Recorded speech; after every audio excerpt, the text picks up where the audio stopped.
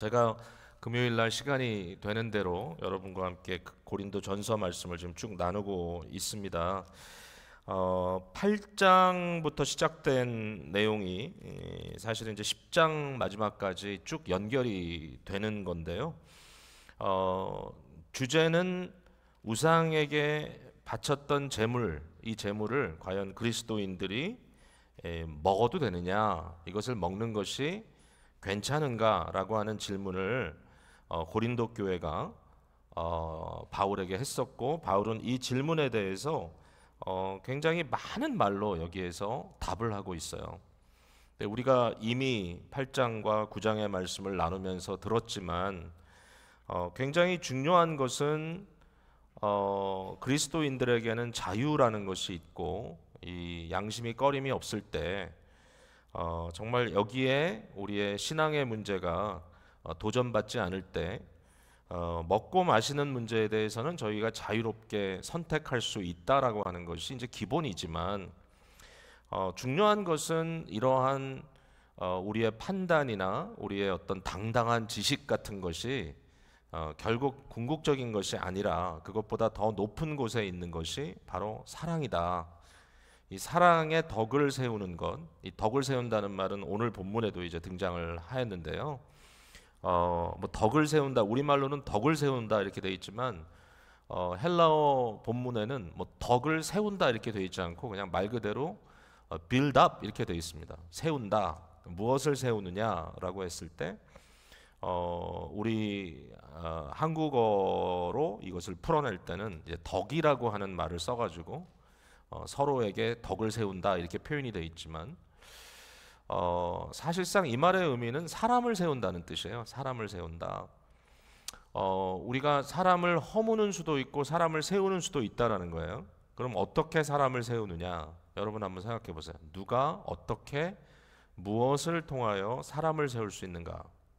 제가 조금 전에 뭐 사실은 뭐 웃자고 한 말 정도가 아니라 뭐 기도할 때 과거사를 쓰느냐 현재사를 쓰느냐라고 하는 말 때문에도 와서 이렇게 처음 초면으로 와서 지금 막 사역을 시작하는 젊은 목사에게 막 비판해야 되는 그것이 과연 뭘까라는 저는 질문이 좀 생긴단 말이죠. 그러니까 도대체 그 교회는 문화가 뭔데, 그 공동체는 도대체 어떤 문화를 갖고 있는데 이제 틀린 것에 대한 지적 또는 나는 이것도 알아, 나는 이런 지식이 있어 라고 이야기를 하고자 하지만 결론적으로 그것을 통해서 과연 그 사람을 세워주고 있는가 아니면 허물고 있는가라는 질문에 대해서는 별로 심각하지 않다라는 거예요.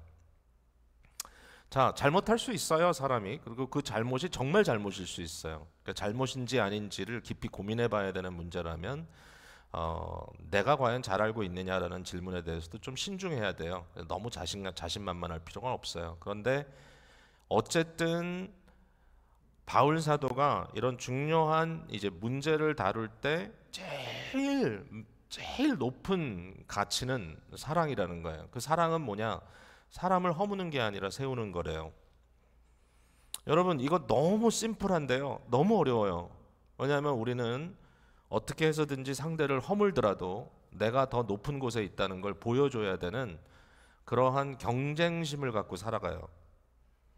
그래서 참 이 말 한마디가 너무 우리 마음 상태를 그대로 드러내 보인다고 생각해요. 예.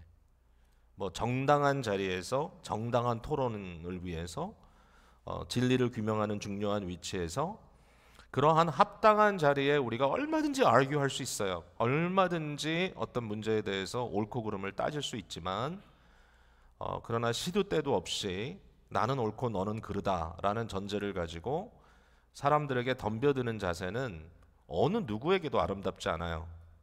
어떤 자리에서든지. 그러니까 그런 것이 똑똑한 일이고 잘난 일이라고 생각하는 문화는 교회에 있어서는 안 돼요. 그러니까 그런 말을 지적해야 되는 상황이라면 덕스럽게 해야 돼요. 그러니까 상대의 상황을 인정하고 이해하는 것. 바울이 사실 그 얘기를 하고 있어요. 제일 중요한 거는 사랑이다. 사람을 세우느냐, 사람을 허무느냐. 이 질문에 대해서 나는 어떻게 답할 것인가. 그러면서 바울 사도가 말하는 것이 내가 사도의 권리를 갖고 있지만 그 권리를 다 쓰지 않는다. 왜냐하면 내가 섬기는 그 대상이 어떤 위치에 있는지를 먼저 파악하고 그 사람의 자리에 내가 마주 설 수 있도록, 그 사람과 눈높이를 맞출 수 있도록 내가 모든 일에 상대에게 맞추는 이러한 이 영어 단어를 제가 어려운 말 썼죠. contextualization, 컨텍스트, 상황에 맞춰가는 이러한 작업이 복음적이다, 복음의 본질이다 라고 바울이 소개를 했죠.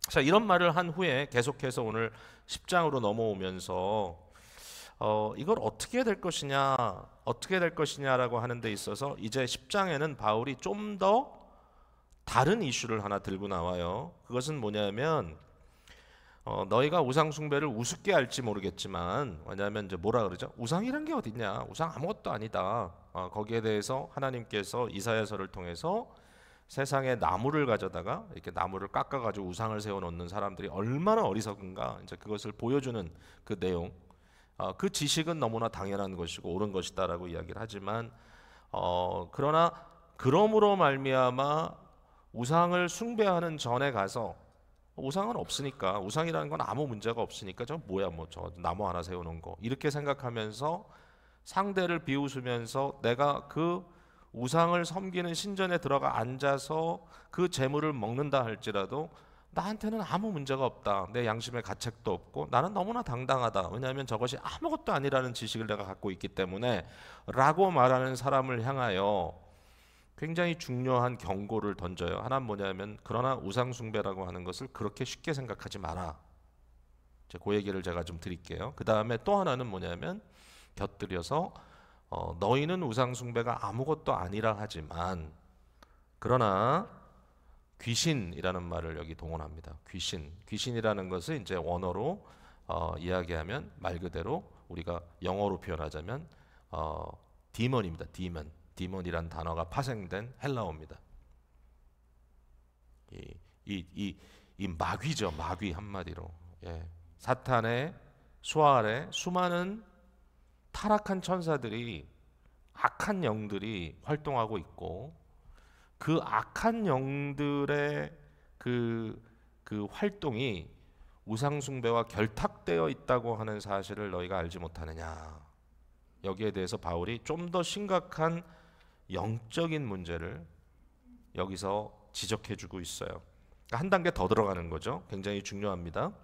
자, 오늘 전체 본문을 제가 이해하는데 이제 두 가지의 명령을 크게 생각했어요. 하나는 뭐냐면은 피하라라는 명령입니다. 무엇을 피하라? 우상 숭배하는 일을 피하라. 우상 숭배하는 일을 피하라. 이게 이제 오늘 본문에 이제 쭉 기록되어 있는 내용이라고 볼 수 있고요. 그리고 또 하나의 명령은 뭐냐면은 이제 긍정적인 명령입니다. 앞에 것이 피하라는 명령이라, 하지 말라는 명령이라면, 그러니까 뭐 피하라는 것도 하는 거지만, 그러나 어쨌든 그 자리에 있지 말고 피하라라는 말이라면, 반대는 무언가를 취하라, 무언가를 선택하라, 무언가를 행하라. 그게 뭐죠? 모든 일에 하나님의 영광을 구하라. 그러니까 우상 숭배를 피하는 것이 한 액션이라면, 하나님의 영광을 구한다는 건 뭐예요? 결국은 하나님만 경배하고 하나님만을 예배하는 행위, 참된 예배죠. 거짓 예배를 버리고 참된 예배를 취하라. 이렇게 우리가 두 가지의 명령으로 오늘 말씀을 이해할 수 있을 것 같아요. 자, 한번 봅시다. 자, 오늘 본문에 14절로 한번 가서 볼게요. 자, 앞에 있는 내용을 제가 설명하기 전에 14절, 그런즉 중요한 질문입니다. 중요한 명령입니다. 내 사랑하는 자들아, 우상 숭배하는 일을 피하라. 이렇게 얘기했어요. 자, 여기에 조금 요거를 디테일하게 들여다봐야 돼요. 뭐냐면은 우상 숭배를 피하라 이렇게 말하지 않고 우상 숭배하는 일을 피하라 그랬어요. 우상 숭배하는 일을 피하라. 이 말은 뭐냐면 우상 숭배와 관련되어 있는 모든 것들을 피하라는 거예요. 여기에 우상의 제물도 포함이 됩니다. 우상에게 바쳤던 제물. 그러니까 우상 숭배라고 하는 어떤 아주 구체적인 하나의 행위만 있는 것이 아니라 그 우상 숭배와 연결된 많은 일들이 있으니까 그 일들도 피해야 한다라고 이제 이야기를 합니다. 자, 여러분, 십계명 중에 우리가 우상을 만들지 말고 우상 앞에 절하지 말라라고 말씀한 계명이 뭔가요? 십계명 중에 여러분 특별히 어떤 계명이 생각납니까? 제1계명은 뭐죠? 내 앞에 다른 신을 두지 말라는 거죠, 하나님께서. 그 다음에 두 번째가 뭐죠? 예? 아무 형상도 만들지 말라. 예, 물론 이제 거기에는 여러 가지 그 이슈들이 또 들어갈 수 있지만, 특별히 이제 웨스트민스터 신앙고백에 보면은, 특별히 소요리 문답, 대요리 문답에 보면 이 두 번째 계명에 대해서 이것은 하나님이 아닌 또는 하나님을 대신하고자 하는 어떤 형상도 용납되지 않는다라고 하는 것이고, 예배에 대한 중요한 가르침을 준다라고 이렇게 말하고 있어요. 자, 먼저 소요리 문답 굉장히 간단합니다. 제2계명이 금하는 것이 무엇인가? 물론 여기 앞에는 이제 요구하는 것이 무엇인가, 또 2계명은 무엇인가 이렇게 나와 있지만, 무엇보다도 금하는 것이 뭔가라고 했을 때 아주 간단하게 써 있습니다. 제2계명이 금하는 것은 형상으로 하나님을 대신하거나 하나님의 말씀에 정하지 아니한 어떤 다른 방법으로 하나님을 예배하는 것이다, 이렇게 정의를 했어요. 그러니까 우상 숭배라고 하는 것이라는 말과 이제 연결되는 내용들을 여기는 이제 어떻게 표현하고 있냐면은 어떤 형상을 가지고도 그것을 하나님을 대신하려고 한다든지, 아니면 또는이라고 말하는 게 좋겠죠. 하나님의 말씀에 정해주지 않은, 하나님께서 말씀하신 방법이 아닌 다른 방법으로 그 하나님, 우리가 옳은 하나님이라 할지라도 그 하나님을 예배하려고 하는 모든 행위가 다 금해져 있다. 자, 이건 뭐 제가 더 많이 설명할 수는 없어요, 지금 상황에는. 제가 좀 전에 소요리 문답을 읽었거든요. 여러분, 웨스트민스터에 소요리 문답만 있는 게 아니라 대요리 문답이 있죠. 훨씬 더 확대된 게. 자, 그 답을 한번 읽어볼게요. 차이가 꽤 있어요.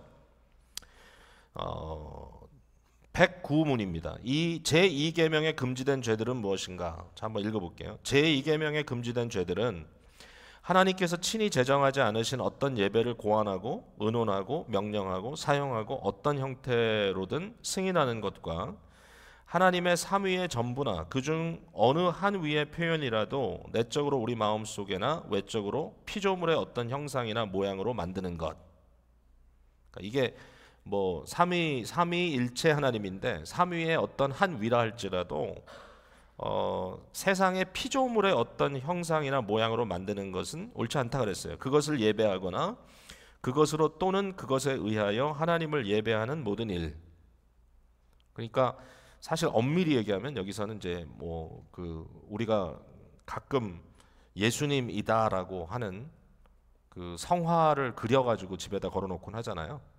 사실 이제 원래 전통적인 개혁주의에서는 그런 그림을 전혀 쓰지 않습니다. 여러분 혹시 아시는지 모르겠지만, 그래서 이 성화를 그리는 것에 대해서도 저는 좀 조심스럽습니다.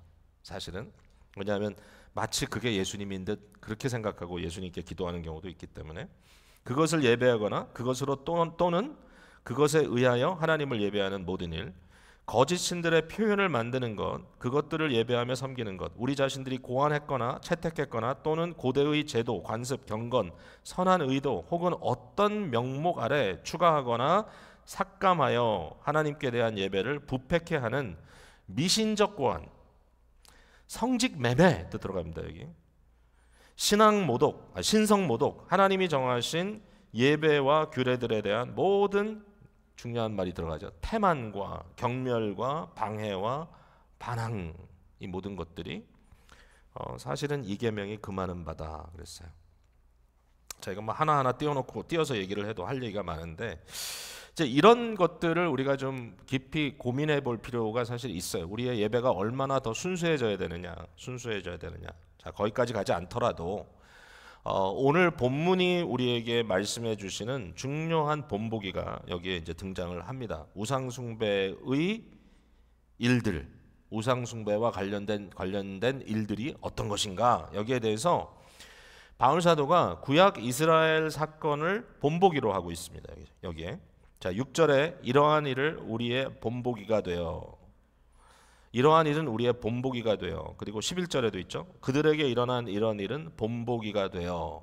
제가 예전에 설교할 때 그 타이프라는 말 드렸습니다. 타이프 칠 때 타이프. 그러니까 모형이라 했죠. 모형. 그러니까 여기 본복이라는 단어가 헬라어로 투포스라는 단어입니다. 타이프입니다. 타이프. 그러니까 구약에 나와 있는 이 이스라엘의 사건, 이스라엘의 출애굽 사건은 지금 말세를 만난, 즉 그리스도 예수를 통하여 구원의 새 이스라엘이 된 우리 교회, 저와 여러분, 우리에게 중요한 일종의 모형이 된다. 모형. 이게 본질은 아니지만 그러나 이것을 통하여 우리가 어떻게 신앙생활을 해야 할 것인지를 가르쳐주는 하나의 타이프가 될 수 있다. 타이폴로지가 될 수 있다. 이렇게 이제 표현을 하고 있어요. 자, 그게 뭘까요? 한번 볼게요. 자, 10장 1절로 다시 갔습니다. 형제들아, 나는 너희가 알지 못하기를 원하지 아니하노니 우리 조상들이 다 구름 아래 있고 바다 가운데로 지났다. 이건 이제 홍해를 갈랐던 사건을 여기서 말하고 있잖아요. 갑자기 왜 홍해 사건이 처음 등장을 할까요? 여러분 잘 보세요. 모세에게 속하여 다 구름과 바다에서 세례를 받았다 그랬어요. 그러니까 여기에 구약의 출애굽 사건을 오늘날 저와 여러분이 성례전으로 맞이하는 세례의 사건과 연결시킵니다. 그러니까 구약의 홍해를 가르고 갔던 사건이 그리스도 예수 안에 우리가 세례받는 사건의 모형이라는 것이죠. 모형. 그러니까 우리가 진짜고 저기는 일종의 타이프죠. 타이프.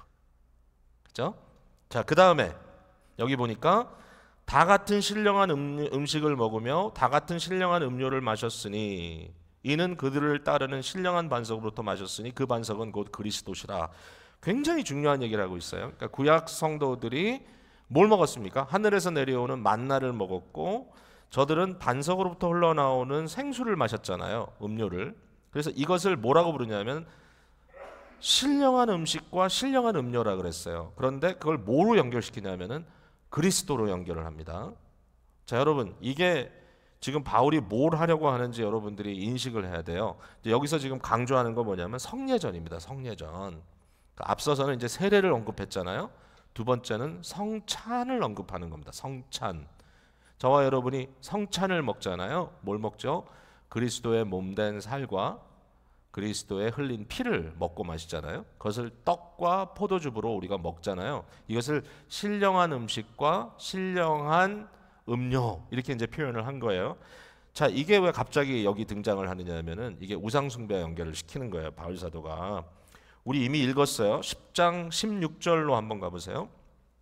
16절. 자, 같이 한번 읽겠습니다. 시작. 우리가 축복하는 바 축복의 잔은 그리스도의 피에 참여함이 아니며 우리가 떼는 떡은 그리스도의 몸에 참여함이 아니냐. 거기서 성찬을 먹고 마시는 우리들의 특권을 이야기합니다. 우리는 예수 그리스도의 살과 그리스도의 피를 먹고 마시는 놀라운 특권을 가지고 있는 자인데 무슨 일이 벌어졌죠? 21절에 가보니까 너희가 주의 잔과 귀신의 잔을 겸하여 마시지 못하고 주의 식탁과 귀신의 식탁에 겸하여 참여하지 못하리라. 무슨 얘기입니까? 이스라엘 백성들이 이제 구약에서 이와 같은 놀라운 성례전에 참여할 수 있는 특권을 누렸단 말이에요. 만나를 먹고 반석에서 나오는 생수를 마셨고 그것은 오늘로 얘기하면 곧 그리스도 예수의 살과 피인데 그리스도가 주는 바로 이 음료와 이 음식인데 저들이 이것을 먹었는데도 불구하고 그 다음에 무엇을 했느냐 곧 이제 말씀이 전개되죠. 근데 똑같은 상황을 고린도 교회 교인들이 지금 겪고 있는 겁니다. 저들이 성찬을 먹고 마셨어요. 그리스도의 살과 그리스도의 피를 먹고 마시는 그리스도의 잔과 식탁에 참여하는 놀라운 은혜를 지닌 자들인데 그 똑같은 사람들이 어디에 가 있습니까? 우상을 숭배하는 현장에 가서 우상에게 바쳤던 음식과 포도주를 먹고 마시는 거예요. 같이 그 자리에서. 과연 이것이 옳으냐? 이것이 옳으냐? 바울 사도가 여기에서 바로 이 성찬에 대한 중요한 의미를 다루고 있고요. 한 가지 이제 바울이 11장으로 넘어가면서 나중에 이제 우리가 또 지나가겠지만 우리가 많이 성찬 때마다 읽는 구절이 여기 등장을 하거든요. 특별히 이제 이 17절 이후에 이제 성만찬에 대한 얘기가 나오고 어떻게 성만찬이 제정됐는지 얘기가 나오고 너희가 성만찬을 할 때 너희의 자신을 살피고 너희가 죄 가운데 있다면 먹고 마시지 말아라. 이는 너희가 자신을 살피지 않고 먹고 마실 때 죄를 먹고 마시는 것이다 하면서 굉장히 중요하게 저들을 경고한단 말이에요. 여러분 무슨 일이 있었죠? 고린도 교회 뭐 이제 앞서간 거긴 하지만 고린도 교회는요. 좀 소위 힘 있는 자들, 좀 교회에서 유력한 자들이 앞서 먹고 마셨어요. 그래가지고 먼저 많이 먹고 많이 마셔서 심지어는 교회에서 모여서 공동체로서 소위 말하는 성만찬을 받고 있는데 어떤 사람들은 술에 취하기까지 했다는 거예요. 여러분 얼마나 우습습니까? 이러한 일들이 벌어진 거예요. 뭐 당시에 이 떡과 포도즙을 나누는 일이 누가 교회에서 특별히 별도로 준비한 것인지 아니면 각자 집에서 가져와서 함께 나눈 것인지 그건 잘 모르겠어요. 그런 구체적인 내용은 특별히 초기 기독교회는. 그러나 중요한 건 뭐냐면 저들에게 성만찬이라고 하는 이름은 갖고 있지만 그 의미가 심각하게 훼손됐다는 거예요. 그것과 연결되어 어떤 일이 벌어지고 있느냐? 저들이 그리스도의 식탁, 그리스도의 잔을 먹고 마시는 자들임에도 불구하고 우상 숭배를 우습게 한다는 거예요. 이 우상에게 바쳤던 이러한 제물들을 먹고 마시는 문제가 마치 아무것도 아닌 것처럼. 근데 사실 그러한 굉장히 careless한 아주 부주의한 그러한 애티튜드이 어디에 등장합니까? 심지어는 교회의 중요한 성례전을 하는데도 등장을 하는 거예요. 여러분 신앙생활을 하는 건 즐거운 건 좋아요. 신앙생활을 하는 건 우리가 굉장히 참 자유로운 것도 좋아요. 그런데 경건한 것을 너무 경히 여기는 행동들은 하지 말아야 돼요. 경건한 것. 여러분 뭐 우리 교회에서 성찬을 하고 나서 그 남은 그 엘레멘트를 가지고 어떻게 하느냐 이런 질문들을 한 적도 있고 아마 제가 개별적으로 다 뭐 그걸 매번마다 확인을 하지 않지만 말씀을 드리잖아요. 그러니까 그것을 어떻게 그냥 아무렇게나 쓰레기통에 버리지 못하고 그냥 아무렇게나 그냥 그 갈비지 디스포저에 나가지고 갈아버리지 못하는 거예요. 그 별거 아닌 것 같죠. 그거 한다고 뭐 그게 뭐 중요한가? 어차피 그것은 하나의 떡과 포도즙에 불과하고 성찬의 테이블로 우리가 그것을 하나의 성례전으로 받은 것까지는 좋지만 그 이후에 뭐 그 물질 자체가 무슨 뭐 매직이 있나? 그건 전혀 아니지만 그러나 그런 마음의 자세를 가지고 어떨 때는 그것을 불에 태우기도 하고 어떨 때는 땅에 묻기도 하면서 어떤 방법에 의하여 그것을 디스포즈 하려고 하는 애쓰는 그 이유가 뭐냐면은 작은 것 하나라도 그 의미를 알기 때문에 그것에 대해서 우리가 너무나 그것을 경히 여기지 않으려고 하는 마음 때문에 그래요. 여러분 신앙생활을 하는데요. 앞에서는 막 멋지게 하다가 뒤에서 그것과 관계된 것들이 막 흐지부지해지면요. 그러한 상황 속에 오래 살다 보면요. 우리가 경건한 게 무엇인지 잘 모르게 돼요. 여러분 웃사가 하나님의 법궤를 만졌다가 죽은 적 있잖아요. 그 웃사가 누구예요? 소위 말하는 아미나답이라고 하는 당시에 오랫동안 20몇 년 동안 법궤를 집에 모셨던 사람의 아들이에요. 너무 오랫동안 하나님의 법궤를 집에서 너무 편하게 대한 거예요, 이 사람이. 그러다 보니까 마치 자기는 그것을 아무렇게나 대해도 되는 것처럼 생각하고 그것을 지키는 자인 것처럼 생각을 하다가 결국 하나님의 거룩하신 진노 앞에 노출된 거예요.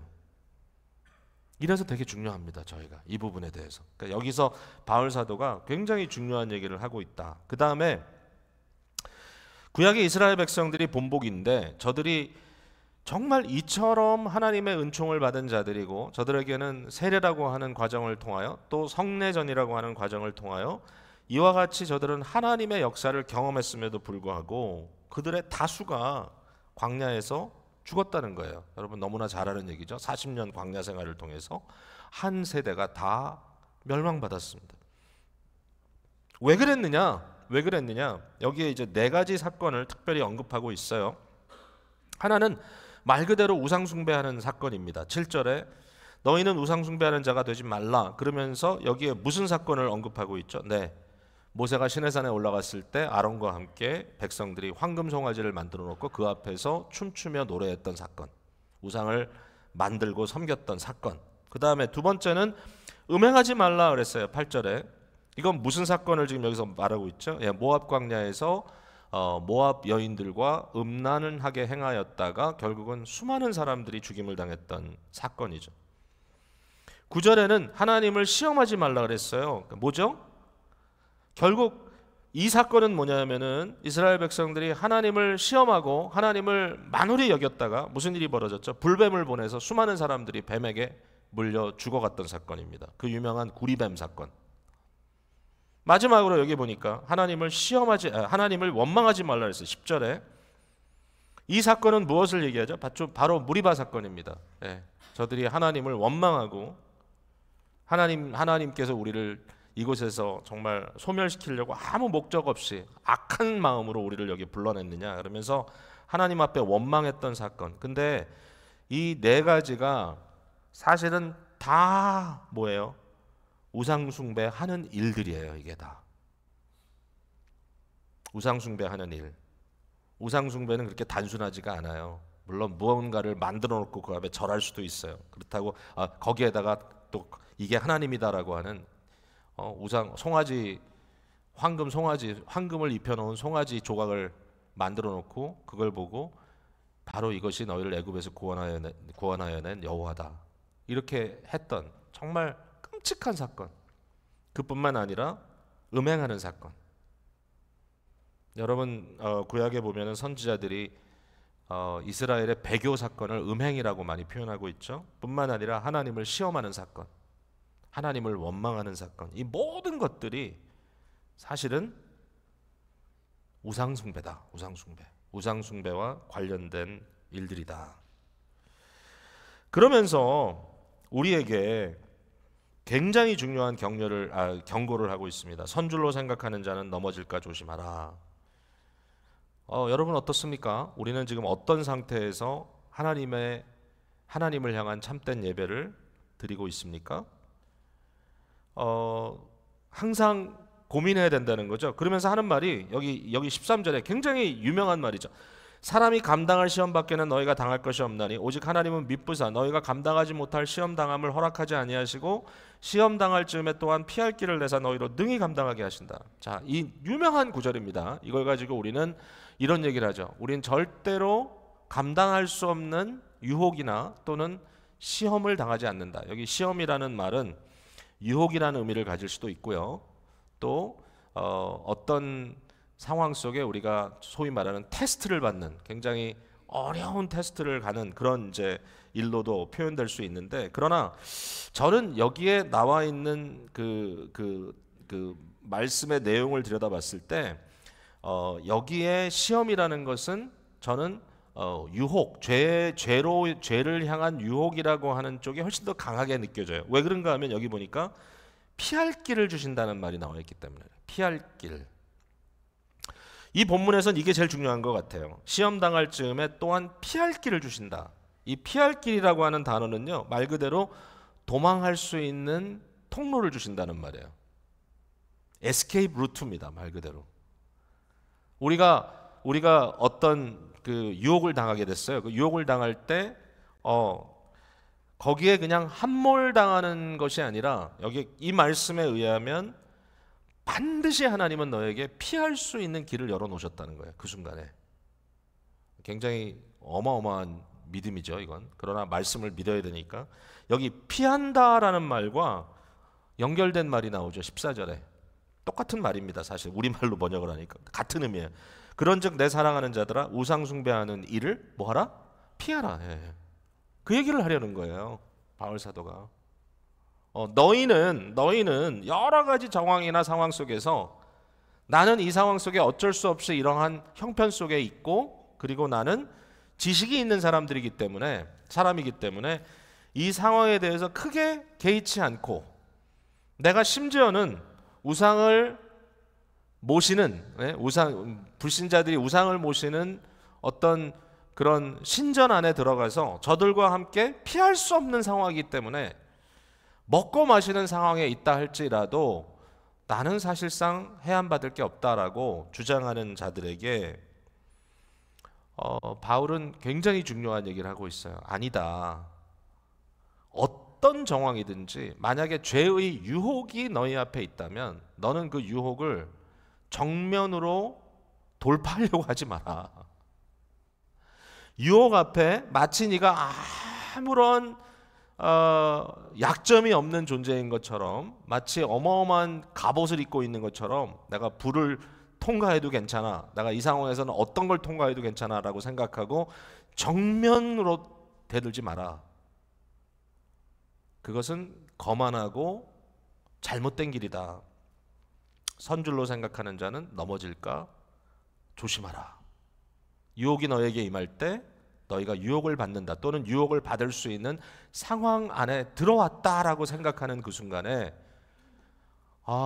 하나님께서 나를 이 자리에 두셨으니까 나는 어쩔 수 없는 거야 라고 생각하지 말고 반드시 도망하라. 도망하라. 요셉이 보디발의 아내가 유혹할 때 심지어는 겉옷을 빼앗기기까지 했지만, 그러나 도망갔던 것처럼 도망하라. 컴프로마이즈를 하는 자리에 앉아서 나는 괜찮아, 나는 이 정도쯤이야, 이만큼이야, 나는 얼마든지 감당할 수 있어. 하나님께서 너에게 피할 길을 반드시 주실 테니까 그 순간에 용기를 내어 run away. 우상 숭배하는 일에서부터 너희가 떠나라. 이게 약속이에요. 이게 약속이에요. 우리가 유혹을 당할 때 하나님은 반드시 도망갈 비상구를 열어놓으신다. 믿어야 되거든. 예, 그런 순간이 우리에게 온다면 이게 하나님께서 이 순간에 나는 지금 유혹을 받고 있구나라고 느꼈을 때, 또는 내가 그 유혹이라는 것은 뭐 단순히 외부로서만 오는 것이 아니라 내 마음속에 일어나는 그 상황에 대한 반응일 수도 있거든요. 그 순간에 내가 감당할 수 없는 거야. 일어서서 걸어 나오는. 여러분 아마 무슨 말씀인지 다 이해하실 것 같아요. 제가 더 이야기를 안 해도 될 것 같아요. 근데 여기에 이제 앞서 우리가 얘기를 했지만 중요한 워닝을 이제 주고 있죠. 그건 뭐냐면 우상 숭배라고 하는 이 엘레멘트 속에는, 이 상황 속에는 이 악한 영이라고 하는 귀신의 존재도 무시할 수가 없다. 절대로 무시할 수가 없다. 20절에 보니까 무릇 이방인이 제사하는 것은 귀신에게 하는 것이요 하나님께 제사하는 것이 아니니 나는 너희가 귀신과 교제하는 자가 되기를 원치 않는다. 굉장히 심각한 문제를 여기에서 지적해 주고 있습니다. 자, 그러면 넘어갑니다. 우상 숭배하는 일을 피하라, 여기까지 이제 얘기했고요. 그러면 크게 두 번째로 우리가 해야 할 것은 뭐냐? 취할 겁니다. 무엇을 취해야 되냐? 모든 상황 속에, 모든 일에 하나님께 영광을 돌려라. 하나님의 영광을 구하라. 하나님께 참된 예배를 드려라. 23절부터 마지막까지 나와 있는 내용이라고 볼 수 있는데요. 우상 숭배의 반대는 하나님을 경배하며 찬양하며 하나님을 영광을 드리는 것입니다. 우리가 이런 표현을 쓰죠. 하나님께 영광을 돌려드린다. 돌려드린다. 저는 이 말이 굉장히 좋은 말 같아요. 그러니까 우리가 영광을 취하는 것이 아니라, 우리 스스로 자만한 것이 아니라, 모든 상황 속에 크레딧을 하나님께 리플렉트하는, 하나님께 그의 영광을 반사시켜 드리는. 그러니까 우리는 거울과 같은 존재이죠. 거울과 같은 존재입니다. 우리는 빛의 근원이 아니라 빛을 반사하는 존재이죠. 그 빛은 하나님이시고 하나님이라고 하는 영광의 그 빛을 우리가 반사해 드리는 것, 이것이 참된 예배인 것이죠.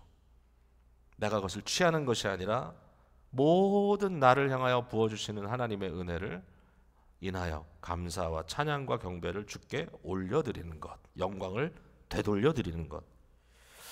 근데 여기에 바울 사도는 조금도 기다림 없이 하나님께 영광을 올리는 일이 무엇인가, 과연 하나님을 기쁘시게 하는 것이 무엇인가 라고 하는 질문에 대해서 이렇게 답을 하고 있어요. 그것은 뭐냐면 자기의 유익을 구하는 것이 아니라 남의 유익을 구하는 것이다.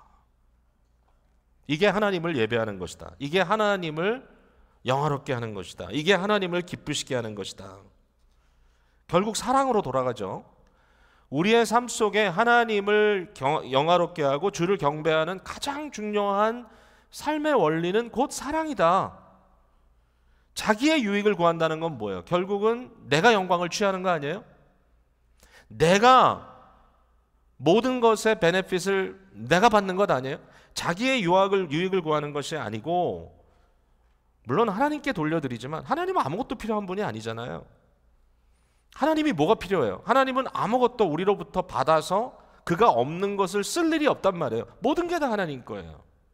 에? 심지어는 거짓 예배를 드리는 이스라엘을 향하여 하나님께서 그 예배 그만둬라. 왜 그 많은 양들을 잡느냐?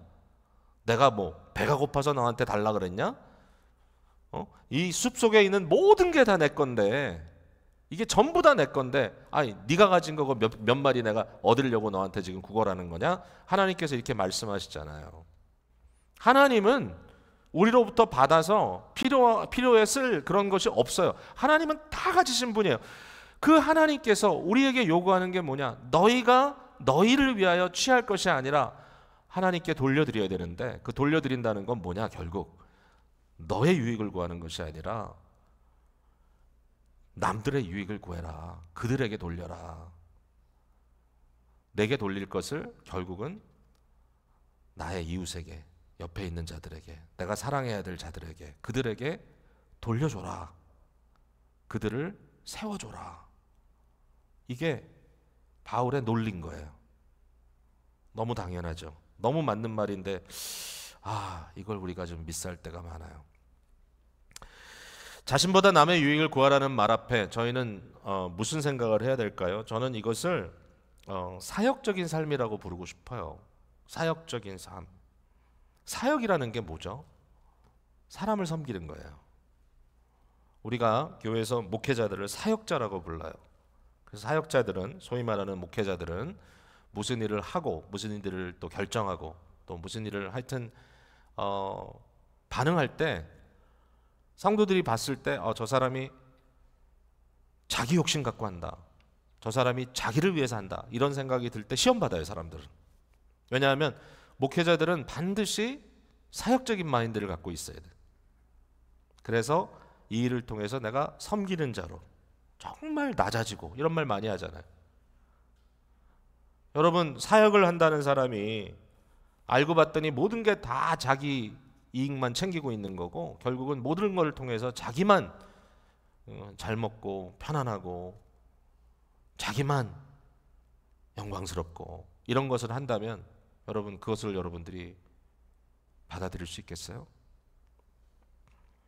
근데 중요한 건 뭐냐면은 이게 목사들에게만 적용되는 게 아니라는 거예요. 이 사역적인 마인드가 모든 성도들에게 적용된다는 거예요. 왜? 우리는 하나님께 은혜를 받은 자기 때문에. 나는 목사가 아니니까 나는 이기적으로 살아도 돼. 나는 교육자가 아니니까 이 부분에 있어서 내 마음대로 해도 돼. 라는 생각이 굉장히 잘못된 종교개혁 이전의 구교적인 생각이라는 거예요. 개혁돼야 될 생각이라는 거예요. 저와 여러분의 마음이 동일하게, 물론 목회자들은 그 일을 위하여 24/7 헌신한 부분이 있기 때문에 성도 여러분 개별적으로 각자의 커리어와 직장에 있는 분들이 하루에 정말 수시간씩, 뭐 요새 8시간만 일하나요? 어떤 분들은 막 열 몇 시간씩. 요새 젊은이들도 미국 회사 들어가면 아주 눈꽃 틀 새 없이 바쁜 친구들 많아요. 정신없이 일하는, 그것이 자기들의 주어진 커리어이기 때문에 해야 된다는 부분까지는 이해합니다. 충분히 이해합니다. 그것이 결국 하나님께서 주신 각자의 몫이라는 것까지도 이해합니다. 그러나 본질적으로 우리의 마음의 방향과 우리의 자세가 뭐냐? 바울은 분명히 여기서 얘기하고 있어요. 무엇을 하든지, 먹든지 마시든지 일을 하든지 무엇을 하든지 하나님의 영광을 위하여 하라. 하나님의 영광은 뭐냐? 어떻게 우리가 하나님께 영광을 돌려드리냐? 그것은 내가 영광을 취하는 것이 아니라 주께 받은 그 영광을 내 이웃에게 돌려주는 것인데, 이것이 우리의 삶이라면 그것은 곧 사역이다. 이것이 사역이다. 사역이다. 저희가 함께 교제하는 중국인 교회가 있습니다. 여러분 그 3.1교회라고 우리가 가끔 예배 같이 드리곤 했잖아요. 최근에는 또 팬데믹 이후로는 좀 오랫동안 못했습니다만은 그 교회가 좀 필요한 일들이 있을 때 저한테 연락도 하고 그래요. 얼마 전에 장로님 한 분이 연락이 왔어요. 한 분이 연락한 건 아닙니다. 왜냐하면 거기 이메일을 했는데 거기 CC에 목사님 이름도 들어가 있고 또 다른 리더 이름도 들어가 있고 그래가지고 이제 보냈어요. 저한테 보냈는데 내용이 뭐냐면 우리 교회 영어 목회를 하는 데이빗이라는 목사님이 8월부터 6개월 동안 안식 기간을 떠난다는 거예요. 참 대단해요. 근데 그 기간 동안에 우리 영어권 성도들, 거기는 이제 영어회 중에 하이스쿨, 그러니까 주니어 하이부터 성인까지 다 들어가 있어요. 이분들을 위해서 설교할 사람들이 필요한데 좀 설교할 사람들을 좀 보내달라. 그렇게 이제 부탁을 했는데 이제 거의 부탁 속에 어떤 내용이 담겨져 있냐면은 우리 주빌리의 스태프들, 패스터들도 좋지만 주빌리의 엘더들을 좀 보내달라. 장로님들을. 제가 그걸 딱 보는 순간에 되게 도전을 받았어요. 그러니까 이 중국 교회 장로님들은 설교도 하는 거예요. 제가 보니까. 근데 우리 한국 교회에선 장로님들이 특별히 설교를 잘 많이 안 하시죠. 근데 이제 어떨 때는 장로님들이 설교를 할 경우도 있어요. 사실은 해야 될 때가 있어요. 목사가 못하면 해야 돼요. 장로님이. 다른 교역자가 있는 것도 아니고 많은 경우에. 그래서 다른 교회들 보면은 새벽기도 설교를 장로님들이 하는 교회도 많아요. 제가 이 아이디어를 딱 이제 앞으로 새벽기도는 장로님들이 돌아가면 설교를 해야 되겠다. 근데 어쨌든 이제 이번에는 이제 영어권 예배니까 제가 그래도 좀 이렇게 영어가 좀 편한 장로님들 또 EM 장로님들한테 제가 이렇게 메일을 보냈습니다. 그래서 이렇게 요청이 들어왔는데 참 좋은 아이디어 같다. 여러분들이 자주는 하지 않더라도 한 번, 두 번 정도라도 기간에 필요하다면 한번 말씀을 잘 준비해서 가서 전해주면 굉장히 은혜가 될 것 같다. 감사하게도 정말 고민하시더라고요. 정말 고민해. 근데 이제 지난주에 우리 EM 장로님들하고 모였어요. 그래가지고 이제 이 일을 가지고 이야기를 했더니 그 장로님들이 하는 말이 아니 설교를 하도록 전문적으로 훈련받은 사람들이 있는데 왜 훈련받지 않은 우리가 해야 된다는 거냐고. 그냥 굉장히 그냥 거기에 대해서 뭐 꼭 해야 되면 하겠지만 안 할 수 있으면 안 하면 좋겠다 이래가지고 결국은 하긴 할 거예요. 내년에 순서가 좀 뒤로 밀리긴 했지만 그러나 제가 생각할 때 그 이슈는 보세요. 이 일을 위하여 특별히 훈련받은 사람들이 있는데 더 잘하는 사람이 해야지 잘못하는 내가 하는 게 맞느냐라고 하는 말은 타당하죠. 아주 틀린 말은 아니에요. 그래서 말씀을 전문적으로 전하기 위해서는 성경을 좀 더 잘 이해할 수 있도록 공부도 많이 해야 되고 또 그것도 반복적으로 훈련도 받고 인턴십도 받고 이러면서 뭔가 그 일을 좀 더 잘할 수 있도록 하는 것은 맞지만 그러나 보편성에 대한 질문도 가능합니다. 왜냐하면 성경에 장로들은 어떻게 하라고요? 가르치기를 잘하며 기본적으로 남다르게 말씀에 대한 열정과 그 말씀을 가르칠 수 있는 의지를 지닌 분들이어야 된다라고 하는 굉장히 중요한 조건이 붙어 있단 말이에요. 물론 100%일 수는 없어요. 우리가 어떻게 모든 걸 다 잘할 수 있습니까? 그러나 이 이슈가 사실은 중요한 방향성이라면 이것을 할 수 있도록 나름 노력해야 되는 부분이 있다면 그건 내 일이 아니다라고 얘기할 수는 없는 거죠. 자, 똑같은 지금 논리로 여러분께 도전합니다.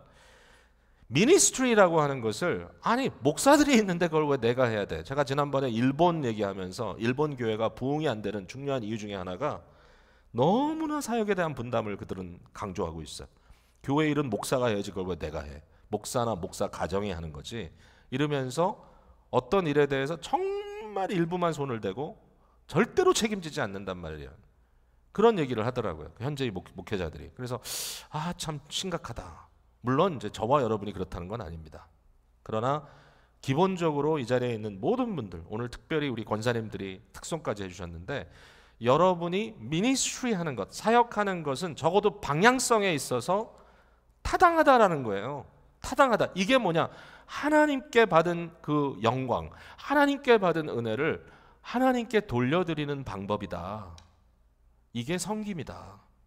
그러니까 섬김은 특정한 사람만 하는 것이고 어떤 사람은 하지 않는 것이다 라고 생각해서는 되지 않고, 그만한 책임감을 지고 있는 자라면 뭘 하지 말라고요? 32절에 유대인에게나 헬라인에게나 하나님의 교회에서 거치는 자가 되지 말고, 거치는 자가 되지, 무슨 얘기입니까? 나로 인하여 사람들이 주저앉지 않도록, 나로 인하여 사람들이 걸어 넘어지지 않도록, 나로 인하여 사람들이 여러분 세워지는 것이 아니라 사람들이 말 그대로 부셔지고 파괴되고 주저앉게 되는 것이 아니고, 반면에 뭐죠? 나와 같이 모든 일에 모든 사람을 기쁘게 하여 자신의 유익을 구하지 아니하고 많은 사람의 유익을 구하여, 중요한 포인트가 있죠. 그들로 구원을 받게 하라. 결국은 예수 그리스도에게 인도하는 가장 중요한 전도의 방법은 섬김이에요. 말로만 하는 것이 아니라, 그러니까 이 부분에 있어서 우리 모두가 다 중요한 방향성을 지니고 있다. 이것이 바울 사도가 고린도전서 10장을 통하여 우리에게 주시는 너무나 중요한